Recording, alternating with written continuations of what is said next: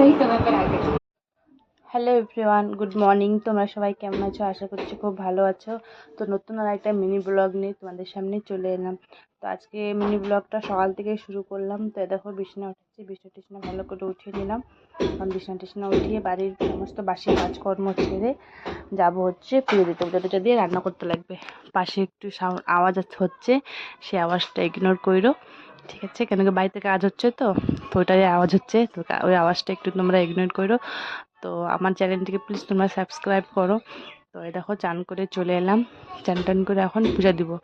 তো এখন চলো মন্দির টন্দির পরিষ্কার করে নিই। পরিষ্কার করে তারপরে ভালো করে পূজা দিতে লাগবে। তো এই দেখো পূজা দেওয়া আমার কমপ্লিট। মন্দিরটা কত সুন্দর লাগছে, একদম ফুল দিয়ে ভরা। এখন পূজা টুজা দিয়ে রান্না করতে লাগবে। তো আজকে রান্না করব হচ্ছে মাছের ঝোল আর ভাত। তো ভিডিওটা যদি ভালো লাগে তো অবশ্যই লাইক, কমেন্ট, শেয়ার অ্যান্ড চ্যানেলটিকে সাবস্ক্রাইব করে দিও।